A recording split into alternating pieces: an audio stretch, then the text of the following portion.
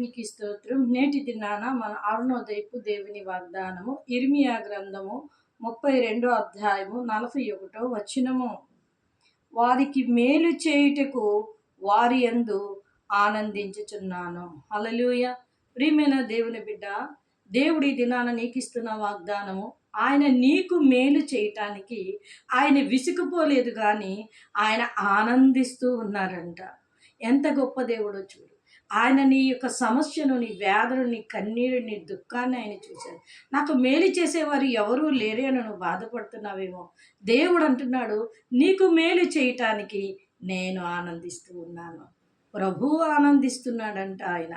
కనుక అలాంటి దేవుని నువ్వు కలిగి ఉన్నావు గనుక ఏ విషయంలో నీకు మేలు కలగలేదని, ఉపకారం కలగలేదని నువ్వు విసిగిపోయి వేసారిపోనక్కర్లేదు. యేసయ్య వైపు చూడు.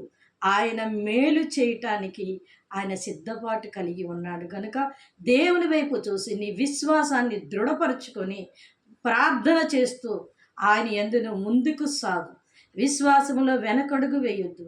సిలువ వేయబడిన యేసయ్యను చూస్తూ నువ్వు విశ్వాసంలో ముందుకు వెళ్ళినప్పుడు ఖచ్చితంగా దేవుడు నీకు మేలు చేసి ఆయన ఆనందిస్తాడు.